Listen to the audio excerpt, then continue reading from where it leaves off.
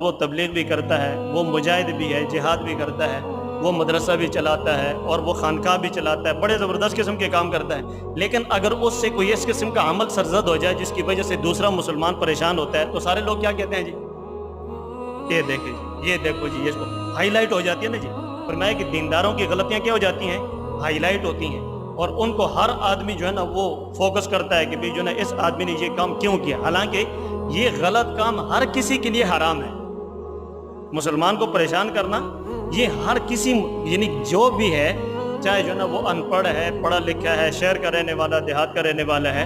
اس کی ذمہ ضروری ہے کہ وہ مسلمان کو پریشان نہ کرے، مسلمان کو نہ ڈرائے، مسلمان پہ ظلم کسی قسم کا نہ کرے، چاہے وہ اس کا تبلیغ میں وقت لگا ہوا ہے یا نہیں لگا ہوا ہے، وہ عالم ہے یا جو ہے نا وہ غیر عالم ہے، وہ پڑھا لکھا آدمی ہے یا ان پڑھ ہے، تو وہ مسلمان کا اکرام کرنا بھی اس کے ذمہ ہے۔